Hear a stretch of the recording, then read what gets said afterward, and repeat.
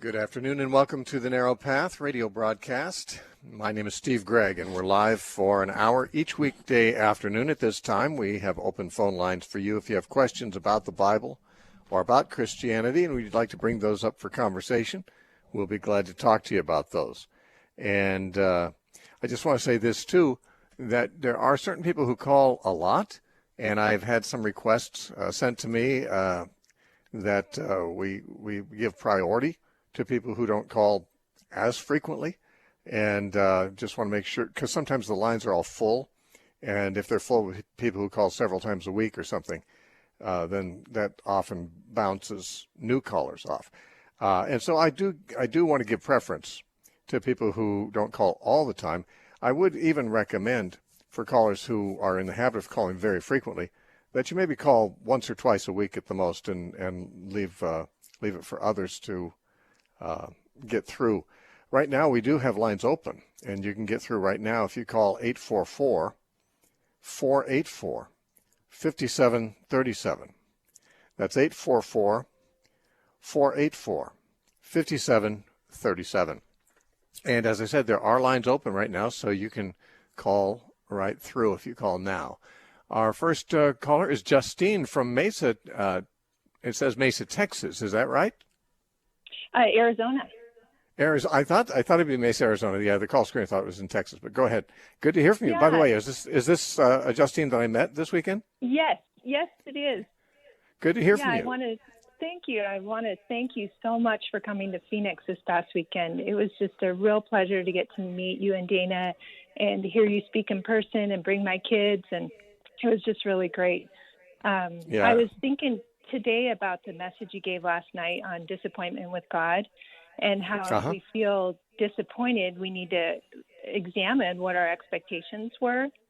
And I was thinking how there's so many choices in life that God gives us freedom in, everything from where we go to school, whom we marry, where we live, where we work, friendships, all of that and more.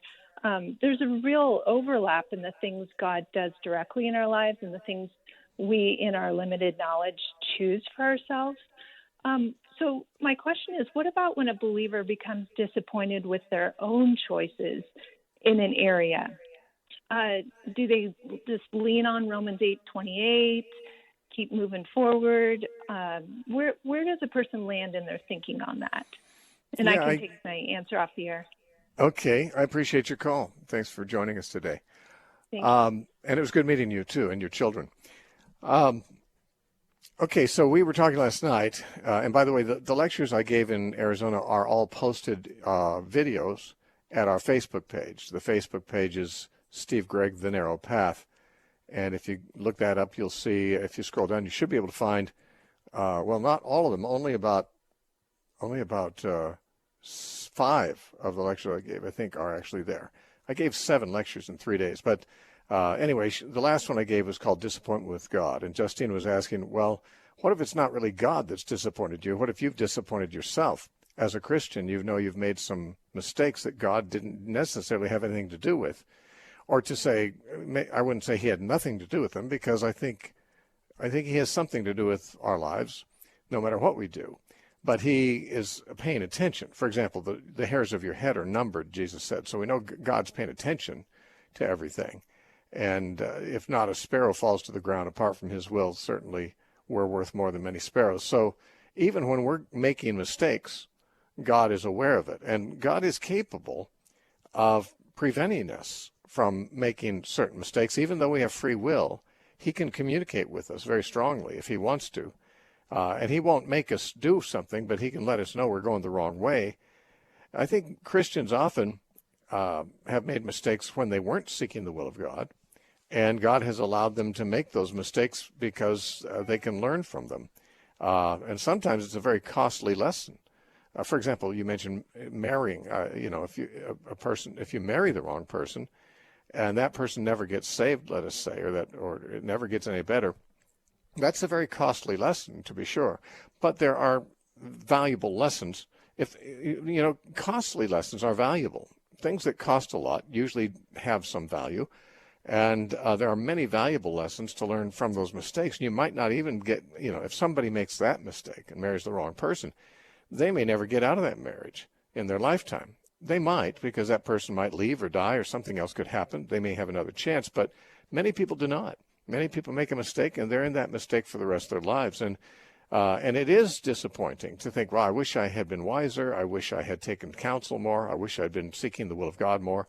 I wish God had warned me about this, but he didn't. So what am I going to learn from it now is really the approach we have to take. So I have to learn how to serve God in a certainly less than ideal situation. And it may not be marriage, it may be a job, it may be that you quit a job to seek another career, and the career you sought, washed out, and the job you left behind is gone, and it was a good one. And, people make mistakes all the time. And no doubt there's often occasion to be kicking ourselves for things we've done. But once we've done it, we know that God could have, he would have had to perhaps act exceptionally in the case, but he could, if he really wanted to, he could have stepped in to prevent that from happening. God, there's a lot of things God can do without violating your free will to prevent something from happening that you want to happen, or to let you know that it's the wrong way to go.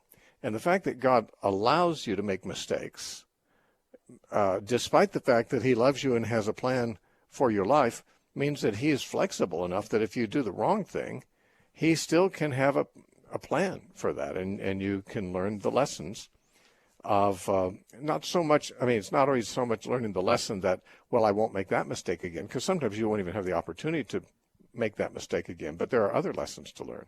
Lessons to learn that are learned by applying the teachings of Jesus and the Christian obligations in situations that are difficult, that even involve suffering, that where we learn to love difficult people or to live under difficult circumstances with less money. We have more things. We learn to trust God in ways that we might not have had things gone better. God does work all things together for the good of those who love him and who are the called according to his purpose. So, that is a different, something of a different angle than disappointment with God, although there are people who will blame God for it. They'll make their own mistakes, not doing what God told them to do, and they'll be angry at God about it. There's kids like that who are angry at their parents because the kids didn't take their parents' advice. The parents raised them to be Christians, and they gave up their Christian faith, went off and did horrible things, ruined their whole life, and now they're angry at their parents, even though the problem is their own. We do have to own our own mistakes. We can't blame God for the mistakes we make, but we can be sure that God hasn't disowned us because of them, and that the purpose of God is not thwarted by our mistakes. Maybe some things could have been better, but God can redeem even very, very bad lives gone very badly wrong. And the Bible has got testimonies to that. Of course, we hear Christian testimonies all the time of people whom God has redeemed a situation where they've made serious mistakes and possibly lost permanently certain opportunities through their errors, but God still can take that and make it into something of value. But that's not an argument for being careless about making right choices, because obviously making the right choices and being in the perfect position that God had in mind for you, if you'd been wise or whatever, no doubt would have been better still. But life can be very good in Christ, even in hard situations, some of which we know we caused. And hopefully we become wiser in the sense that we might not make the same mistake, or even if we're not in the position to make it, we can counsel other people who are in the danger of making the same mistakes. A lot of times our mistakes become the basis of credibility when we counsel other people, and we say, "Hey, I made the mistake you were just about to make, and look what happened to me." So, those are just some thoughts on your question. There's not just an easy three-step answer that I know of to that question, but I would just say those are the ways I would respond to those circumstances that you described. I appreciate your call, and I thank you for joining us today. Let's talk to Hugh from Spokane, Washington. Hugh, welcome to The Narrow Path. Thanks for calling. Hi, how are you today? I'm well, thanks. Good. last week I was listening to the show. I believe it was last week or the week before, and a gentleman had asked about the racial divide in this country. Yes. And in your reply, you said that it was former President Barack Obama who really contributed to the racial divide. And I'm wondering. No, I didn't say that. I said the racial divide did become worse, not better, during the years that he was president. But it has become worse during the years that Trump has been president too. It's just been getting worse. I don't think it's Obama's fault. I don't think it's Trump's fault. I think it's the fault of certain social factors. But I don't think they're coming from the right, and I don't think they're coming from Christianity. The person was asking me really about racism in the church. That was their question. But we did talk about racism in society and how it's gotten worse too. But go ahead. Well, and I just respectfully disagree with you, because you said right on the radio, you said he made it worse. He made it worse, and you know, in whether or not we disagree with President Obama's politics, I mean, he was such an honorable man, barely a scandal, married to the same wife his whole life, 2 beautiful children, reached out to many people across many divides. And I just wonder, you know. You want to know someone who's even a more wonderful man, but was even a worse president? Jimmy Carter. Jimmy Carter's a wonderful man. He's a very generous man. He's in his 90s. He's in his 90s, and he's still serving people. Habitat for Humanity. You know, he serves his church. I'm sure he's a wonderful man, but he was not good for the country, in my opinion. And I don't think I said what you said. I said, because I would not generally say something quite so political on the air. I do sometimes speak about things. I did say, and I do believe, that the racial divide in this country has intensified in the past more than a decade, and you know, many people thought that by electing a black president that would kind of heal it, and it didn't have that effect. Now, I don't have any particular policies of Barack Obama that I would lay at his door and say he increased racism in this country by that. I do think that he tended to, he did tend to support the idea of identity politics more than some do. And I don't think that's helpful for the racial divide. But I'm not, you know, it's not my purpose on this program to be taking up a complaint about one president or another. I think every president we has had his faults, and some have had virtues, but that's not that's not my primary concern on this program. But I want to go back and listen to that program and see if I said anything like what you just said. I said, because I don't think I would. Yeah. Well, and first of all, I appreciate your clarification, and if I misheard, you have my apologies 70 times sevenfold.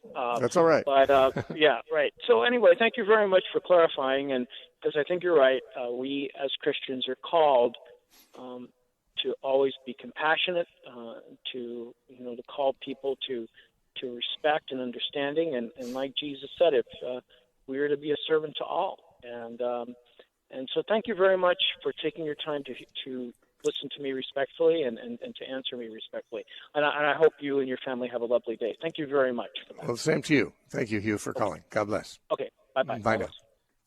All right. Our next caller is Cindy from Kingston, Washington. Cindy, welcome to The Narrow Path. Hi, Steve. I wanted to ask, I'm not sure if I was listening to an archive or a current one, but a man called that was in China a lot, and he was concerned about meat being sacrificed, and he described it as they placed the meat before an idol. I don't know if it was Buddha. I really don't know what idol it was, but and you spoke about that, and it was something that I've never known. What did it look like in New Testament era that Paul described as sacrificing animals, if you didn't know? Was it the same thing, placing something before an idol and letting it sit there for a period of time?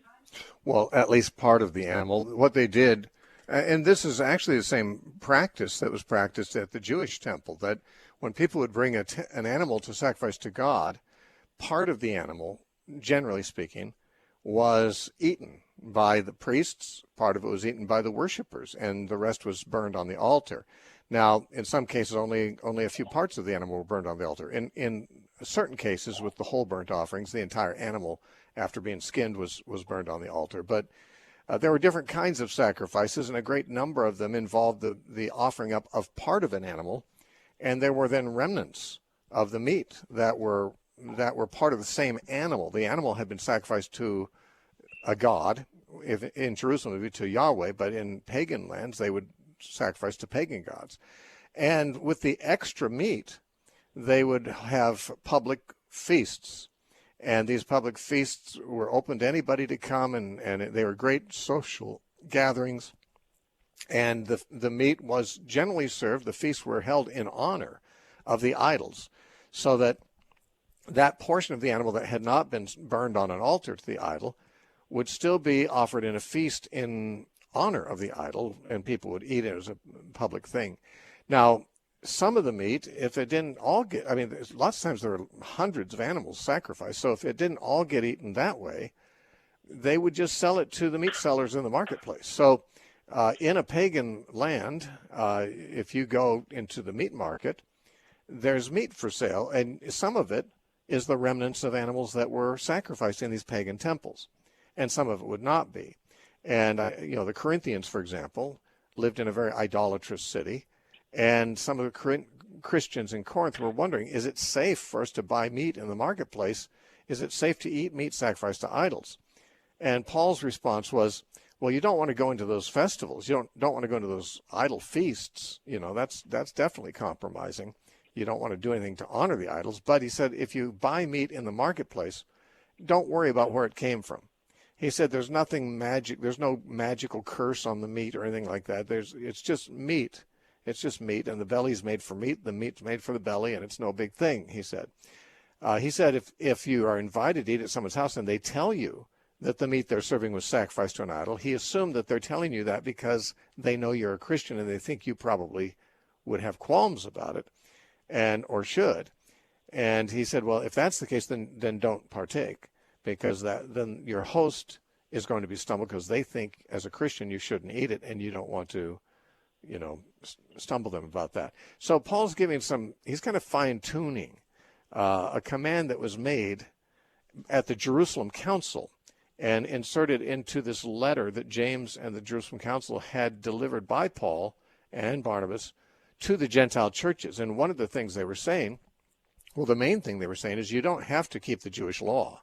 You don't have to be circumcised. You don't have to become Jewish. You don't have to do anything, except we're asking you to abstain from a few things, which Gentiles often do, and which offend the Jews, and we'd like you to not do them. And one of them is to not eat meat sacrificed to idols. So the Jerusalem Council asked that Gentile Christians not eat meat sacrificed to idols. And the Corinthians were not real sure, well, what if we're invited to somebody's house? How do we know if the meat's been sacrificed to idols? Or what if we buy meat in the marketplace? How do we know if we're breaking this command? And Paul was saying, well, if you don't know that it is, it's not going to hurt you. If someone informs you that it is, then they think it's important. And if it's important to them, then it should be important enough to you not to stumble them, and you don't do it. And he said, and you certainly don't want to deliberately go into the idol feasts and eat the meat there. So Paul's simply taking this obligation that was placed on all the Gentile Christians at the Jerusalem Council and putting a finer point on it. And, here's how it applies in this situation, but in this situation you don't have to worry about it because, frankly, you can't always know. And it's not as if an animal that was sacrificed to a demon now has demons attached to the meat when it's sold in the meat market. Paul said that's superstition. Don't worry about that. We all know that's nothing at all. And so that's today, what's going on. Oh, excuse me. Go ahead. Excuse me. So today, in China, are they doing the temple part? Are they doing the sacrifice, and it's being those things that you just spoke of being applied, or are they simply in a meat market butchering something, and then for their particular belief system, I don't know the answer. It? I don't know the answer Okay. because I have not been to China. China is one of the places I've not been to, and I don't know what the practices are there. But I would assume that the idolatry in China and the sacrifice of animals in China, would have some of the same kinds of practices would apply, and therefore the same principles would apply if you happen to be a Christian in China and buying meat or invited to homes or whatever. Well, thank you very much. I appreciate that. Thank you. Okay, Cindy. Thanks for your call. God bless you. All right. Our next caller is Joel from Temecula. Joel, welcome to the Narrow Path. Thanks for calling. Hey, no problem. Thank you for taking my call. Uh-huh. Hey, so I'm kind of in a spot right now where I don't have an answer because I've been caught up with trying to support a family of 5, and I started off strong in my Bible, and led my wife into, her being a strong believer. We've been married for 20 years, but, life takes over, and before you know it, you're just trying to pay the next bill. And I get on the radio, I listen to you, and found you on the radio. I'm really happy there's someone with a sound mind out there and some good, solid advice in a Christian walk.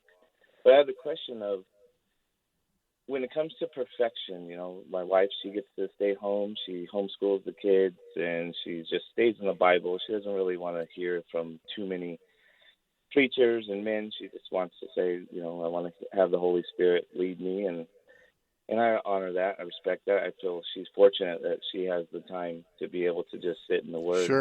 Sure. But over time, some stuff has become very literal in her mind, and the one thing that's just very little, which I have teenage kids now, that of course their cop out is nobody's perfect, and when it comes down to them getting in trouble, and I think that's true. Hopefully that's true, but now I've got a wife that's stuck on some verses that are just about perfection. I'm sure you know them all. Right, and how is she applying them in a way that makes you uncomfortable? Just, basically to the point of, there is a way to live without sin, go daily without ever sinning. Mm-hmm. And how is this creating friction in your home, either between you and her, or her and the children, or what? I guess I want to know if I'm incorrect in saying that, we're perfect through Christ. And, my kids, of course, are confused, and there's no way. We feel like we're at this point where we feel we're hopeless. It's a hopeless situation. And when I want to support everything she's saying to my children, of course. Thank God I have a wife that is homeschooling. Okay, well, let me jump in here. I mean, it's good that your wife wants to be perfect, and there are certainly verses in the Bible that she probably is using. Not least would be the last verse in Matthew chapter 5, where Jesus said, "Be perfect, even as your Father in heaven is perfect," or perhaps Hebrews chapter 6, where it says, "Let us go on to perfection."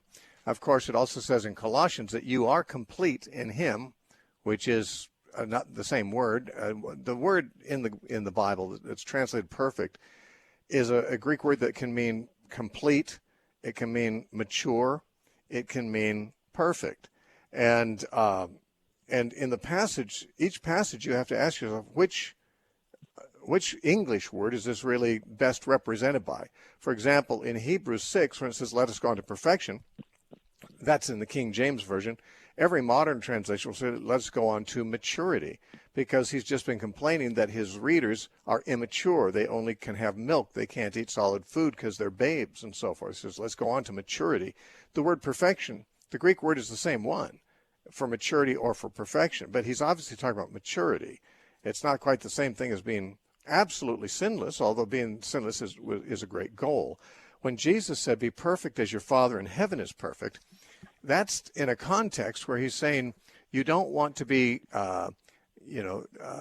doling out your love and your kindness to only a few people who are nice to you. You want to do this to everybody. You want to be complete and comprehensive in your love for all people. He says, "Be like your Father in heaven." He causes the rain to come on the evil and on the good, and causes the sun to shine on the just and the unjust. And if you only say hello to your friends and love your friends, even the tax collectors do that. No, you need to be like your Father in heaven, complete.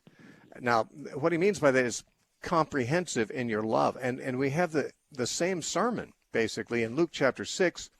And when he comes to that very point in the sermon, in Luke 6:36, instead of saying, perfect as your Father in heaven is perfect, he says, be merciful just as your Father also is merciful. In other words, your Father is merciful. He's not only kind to his friends, he's merciful and kind toward people who are his enemies. And that's the point Jesus is making. He makes it there leading up to that last verse in Matthew 5 and leading up to this verse in Luke 6. It's the same sermon. It's the same point. It's just that where Luke has Jesus saying, be merciful as your Father is merciful, Matthew renders it, be complete or comprehensive in your mercy and your love as your Father is. It's not talking about a sinless perfection. I will say, well, I'll tell you what, can you hold on through the break? Yeah. Okay, because I don't want to cut you loose here, because it sounds like there's something going on, that we need to bring as much clarity to as we can. I'll put you on hold here, and I'll bring you right back after the break we have at the bottom of the hour here. Joel from Temecula. You're listening to the Narrow Path radio broadcast. We have another half hour ahead. We're not going away, so don't you go away if you don't have to. We do want you to know that the Narrow Path is listener-supported. And if you want to help us stay on the air, you can write to us at The Narrow Path, P.O. Box 1730, Temecula, California, 92593. Or you can go to our website, thenarrowpath.com, under the Donate tab. I'll be back in 30 seconds. Don't go away. The book of Hebrews tells us, do not forget to do good and to share with others. So let's all do good and share the narrow path with Steve Gregg with family and friends. When the show is over today, tell one and all to go to thenarrowpath.com, where they can study, learn, and enjoy with free topical audio teachings, blog articles, verse-by-verse teachings, and archives of all the Narrow Path radio shows. And be sure to tell them to tune into the show right here on the radio. Share listener-supported The Narrow Path with Steve Gregg. Share and do good.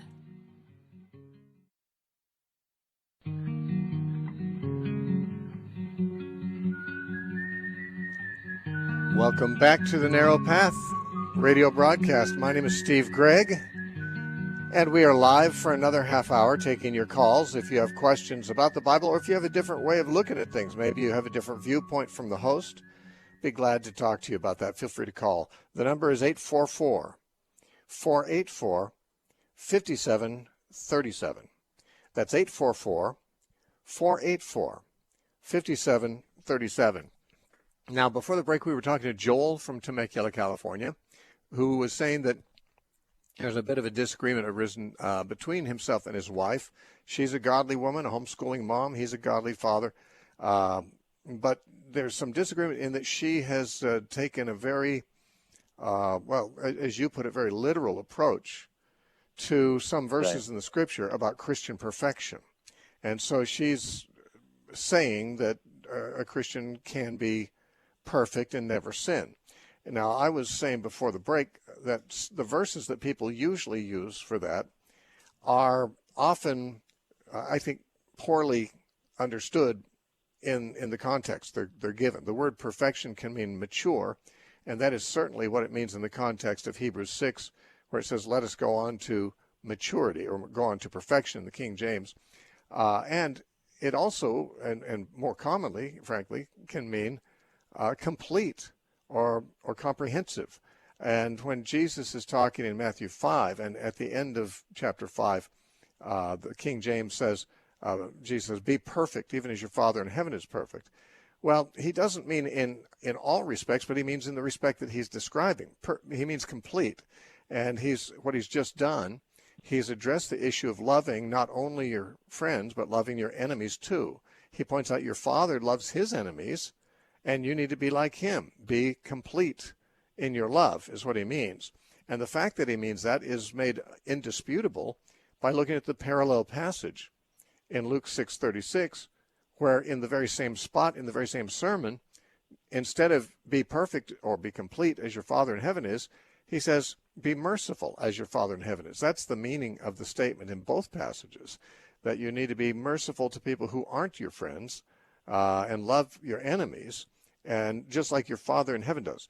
Now, if your wife wants to be very literal, then when Jesus said, be perfect as your Father in heaven is perfect, there's no reason in the world to assume that this means sinless, although God is sinless, but God's perfect in knowledge. God's perfect in power. God is omnipresent. God is omniscient. We can't be that. Certainly, to be perfect in every way that God is perfect is not one of the things that are available to us, nor what Jesus is recommending. Jesus, if we take a verse that sounds, challenging to us in a certain case, and we don't look at the context, we can certainly become legalistic and even harsh with other people, when in fact, of course, that verse is trying to say the opposite thing. You need to be like God, merciful. But, on the other hand, she has a point where Paul says in 1 Corinthians 10 that there is no temptation taken you, but such as is common to man. And God is able, and he's faithful, and is able to give you a way of escape from the temptation so that you might not succumb to it and might be able to bear it, he says. Now, that would be saying that anytime I'm tempted to sin, there is the option that God gives me of not sinning. I don't have, as a Christian, I'm not required to sin. I'm not doomed to sin. I sin because I don't avail myself of the opportunities God gives me to not do so. And now, that would mean if God gives me, every time I'm tempted, if God gives me a bona fide way of escape so I don't have to succumb to the temptation, then it would seem that would mean I could live my whole life without ever sinning. I just have to make sure I take that way of escape every time I'm tempted, and I'll never succumb to temptation, so I'd live a sinless life. The problem with that is that none of us are really, I don't know what we should say, virtuous enough at heart and probably smart enough to see in advance those exits from the roads that lead to sin. A lot of times we're just not paying attention, and suddenly we're in a place of temptation that we were caught by surprise, perhaps. And if we were more observant, we would have seen, there's a way of escape over there. If I hadn't gone this way, and I probably should have known not to go this way, I wouldn't have run into this, but I wasn't thinking. I wasn't careful. And frankly, it may be that I wasn't willing enough to avoid the temptation. There's something in us, it's our flesh, that kind of responds favorably to temptation.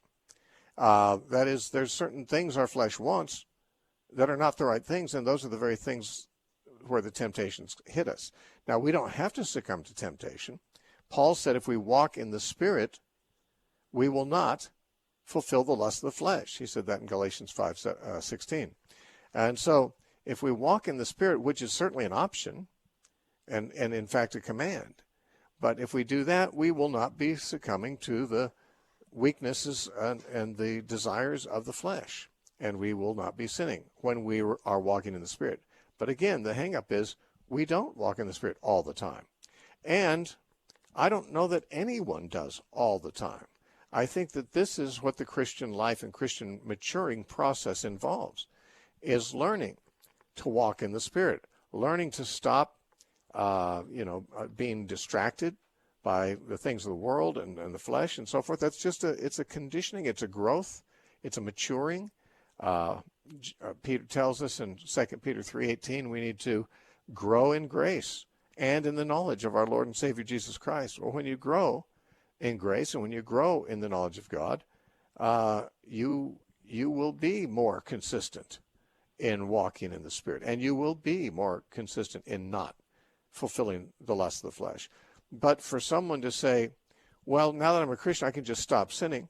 Well, theoretically, okay, yeah, if you just never succumb to any temptation.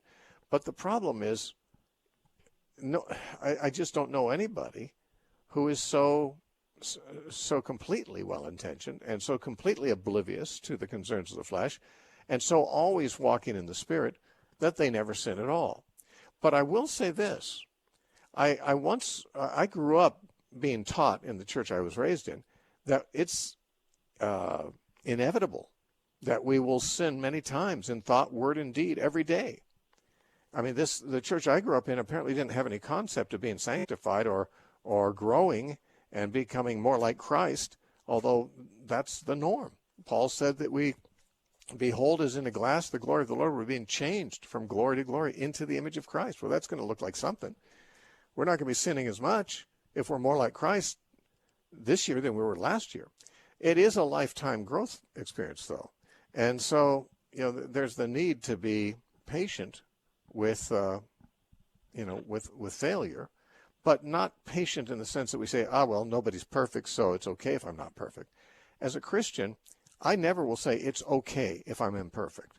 I will say it's about average if I'm not perfect, but that's not okay. Like Paul said in Philippians chapter 3, and this might be a very good one for your wife to consider too. Paul said, I'm not perfect yet. Okay? Now, Paul was a very mature Christian when he said this. It's not like he was a baby Christian or a carnal Christian. He was a mature, strong Christian, and even referred to himself in those terms. He said in Philippians 3:12, not that I have already attained or am already perfected, but I press on that I may lay hold of that for which Christ Jesus has also laid a hold of me. Brethren, I do not count myself to have apprehended it. But one thing I do, forgetting the things which are behind, reaching forward for those that are ahead, I press toward the goal for the prize of the upward call of God in Christ Jesus. And then it says, therefore let as many of us as are perfect think this way. But the word perfect there means mature. He has the word perfect twice in the passage. He says in verse 12, I'm not already perfect. And then he includes himself among those who are perfect. But it's obvious in the context that verse 12, perfect in verse 12 means I'm not completely perfected. But in verse 16 or verse 15, what he's saying is I am among those who are mature. The word perfect, same Greek word, can mean mature. The point he's making, though, is that he's not perfected. There are things about him that are not entirely Christ-like. But he says, that's not okay with me. You see, this is what we have to understand. When people say, well, nobody's perfect, they're making a statement that's really true. Except for Jesus, nobody is perfect. But the fact that it's true, unfortunately, is sometimes applied to, therefore, it's okay if I'm not perfect. No, that's not the right way to think about it. It's not okay not to be perfect. It's just about average. The average is too low. We need to press on toward perfection. We need to press on toward the mark. In other words, we can't lower the bar and assume that something less than perfection is where we're willing to settle or what we're willing to settle for. We want to be just like Jesus. And if we stop that, if we stop pressing on toward that mark, well, we'll stagnate. And in fact, we'll lose ground. We'll not only cease to gain ground, we'll lose ground. So I think your wife needs to get a more holistic understanding of what the Bible means by perfection. Sometimes it merely means mature. Sometimes it means complete. Sometimes it really does mean sinless. But in the places where it speaks that way, Paul says, I'm not there yet. And if he's not there yet, it must not be something that most Christians are, because actually, I suspect that there were very few Christians on the planet who were more perfect than Paul when he was in his later years in life, which is when he wrote this. So I think you said your wife doesn't like to listen to teachers. She wants to just read the Bible, but she can get that just from the Bible. Does she only read the King James Version? Yeah, yep, she does. Yeah. Well, okay. But you're in town, and I'd love to introduce her to you someday because you say it a lot better than I could ever. Hopefully, I can get there. If she's ever willing to, I'd be glad to. Of course, she can listen to the archives of this show on the website. But if you guys just want to meet us sometime, you are in Temecula, so am I.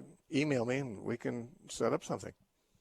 Yeah, I think it'd be helpful. It's definitely good to hear from someone that's been doing it for a long time that can help in these areas. And I just appreciate your answer there. I'm going to download the podcast and try and memorize it. Okay.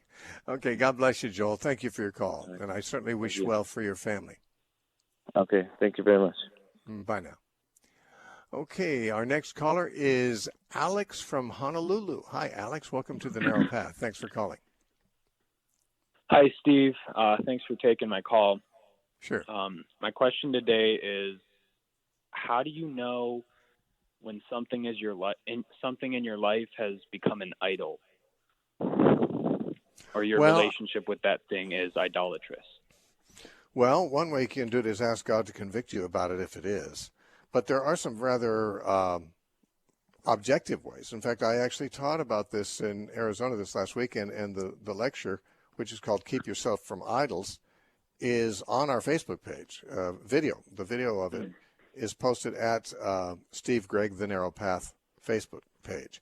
So you can get the longer answer there, because I did address that. But one thing I would say is you can tell if you are placing something above God by the very practical ways in which you show your priorities. What do you spend your money on? And I don't mean on the groceries and putting a roof over your kids' heads and putting shoes on their feet and things like that. I'm talking about when you've got the bills paid that you have to pay, and now you've got some extra money. What do you do with it? Well, probably you spend on what you think is worth spending money on. You know, where your treasure is, your heart is. And so, I mean, you can just say, well, what am I spending my money on? And likewise, similarly, what am I spending my free time on? Because time is money, essentially. I mean, it's a commodity that we have. You know, we don't have all of it free, but some of it is free. We do have elective money. We have elective time. And those are a couple of ways you could say, well, what am I spending my time on when I have free time? What am I thinking about when I have free time to think? What am I spending my extra money on? And I often throw this one in too. What is it that I'm hoping for my kids to have? Is it my goal for my children that they be financially successful? Is it my goal for them that they be respectable? That I can boast about my kid, the lawyer, my kid, the senator? Or is it my goal that my children are ready to lay down their lives for Jesus, maybe as missionaries even, or something? You know, I mean, basically what you want for your kids is what you value most for yourself in most cases. That is, if you're not some kind of a horrible parent, which I'm sure you're not. So the one way to know if something's an idol is, am I spending, let's say, more of my time, more of my money, more of my thoughts on that hobby or on that thing than I am, devoting to the spreading of the kingdom of God and doing the things that God wants, the things that God values.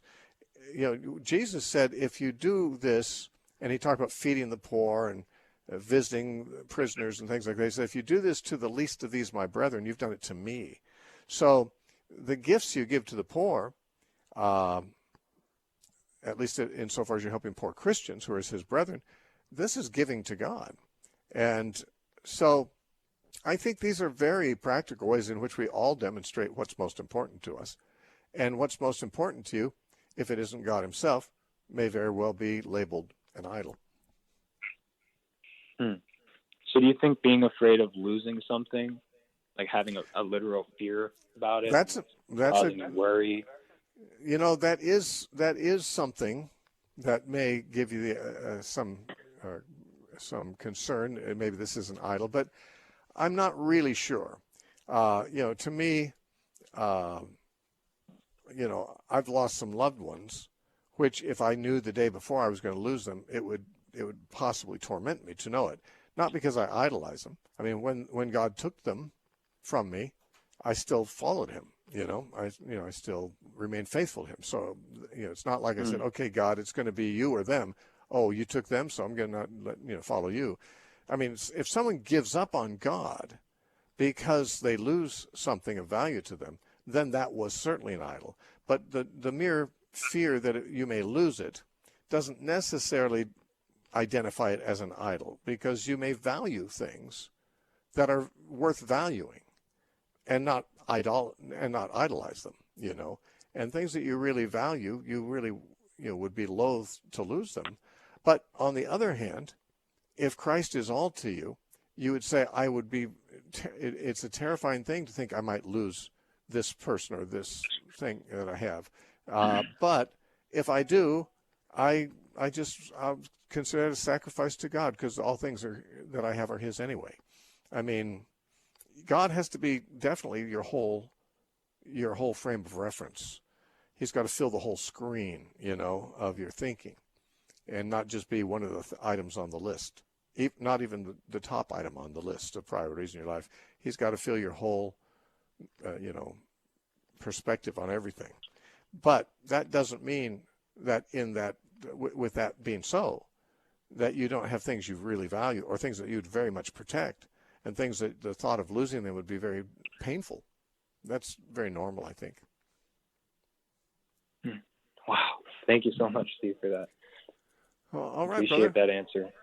I appreciate your call. God bless you, Alex. I hope you don't lose whatever it is that you're concerned about losing. I've lost some of those things. Carol from Sacramento, California, welcome to the Narrow Path. Thanks for calling. Thank you, Steve, for taking my call. I was calling about something else, but while I've been on the phone, the Lord kind of put this in my head. I listened to a teaching by Ask Pastor John, and I'm just going to read the verse, and then I'm just going to tell you what I'm relating it to. It's Jesus speaking in chapter 15, and he says, I am the true vine, and my Father is the vine dresser. Every branch in me not bearing fruit, he takes away, and each one bearing fruit, he prunes, so that it may bear more fruit. And the word prune means that it hurts. And this is God the Father doing this. And while I'm responding to this is when the person was talking about his trials, suffering is one thing that God uses for sanctification. And he says it. And Jesus Christ himself is saying that God the Father is going to prune you. So when people are shocked, that they're going through trials, Jesus told us that we would and that God would do it. So it's not always people say it's the devil. It's God doing it to making you more like his son. That's correct. That's correct. Good. Okay. But what I'm really calling for was you and I differ on what we believe about the age of the earth. But I would like to know how you explain if Adam and Eve were the ones that brought death on the earth. Dinosaurs are older than 4,000 years, regardless of how old you think the earth is. How do you explain, because they were predators, so how do you explain for the killing that they did if you believe that death came 4,000 to 6,000 years ago? Okay, first of all, you say that dinosaurs were, more than a few thousand years ago. I'm not sure that that's ever been proven, and I'm not sure that we're obligated to believe it, only if we want to be mainstream in the secular thinking about things. But a person can believe that because Christians can believe that the earth is older than a few thousand years.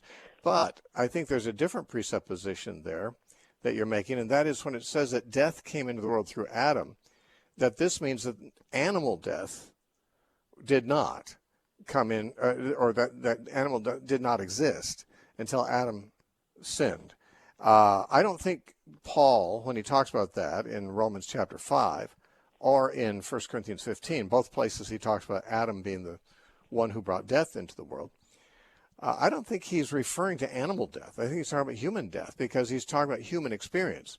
He's saying that through one man, sin came into the world and death through sin. That is death upon the sinner because all sinned. And in 1 Corinthians 15, he says, through one man, all die. But in the other man, all shall be made alive. He means in the resurrection. And I don't think it's animals he's talking about resurrecting. He's talking about people. Both passages, he's talking about human fates, and he's saying that death came upon the human race because Adam sinned. Now, he's not saying that nothing died, because if Adam ate a piece of fruit, there are cells in that fruit that it would die, and if he accidentally stepped on a bug, I think it would die, even if he never sinned. I don't think sinning was required to bring animal death because I don't think God ever made animals be immortal. If Adam and Eve had never sinned, I think animals would still die because they're not immortal. So, in my opinion, there could be dinosaurs who are carnivores, or let's not even talk about the dinosaurs. Let's talk about lions and tigers and bears. Oh my, they're carnivores too, and they existed. I don't think we have to assume that they were strictly herbivorous. I don't think we have to assume that animal death and animal predators preying on other animals is a result of the fall necessarily. Now, some people would disagree with me on that, but I don't think that point can be proven scripturally. I don't think that's what Paul is saying when he talks about death entering through Adam. So if the fact that some dinosaurs were carnivores, as they appear to have been, and they lived before Adam, or you say they did, right? You're saying they did, right?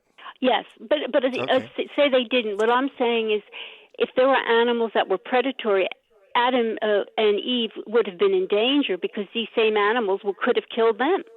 No, they had authority over all the animals. They had authority over all the animals. They had dominion over them. God gave them dominion over all the animals.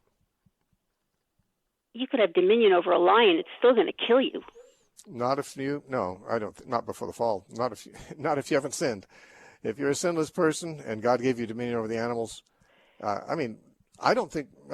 You and I have a different, I guess, mental picture of the nature of the animal world before the fall.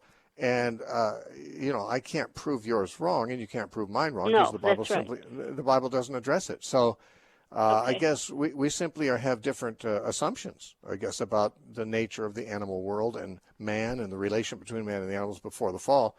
And in my opinion, you're welcome to think the way you do, but there's certainly no reason for me not to think the way I do about it either.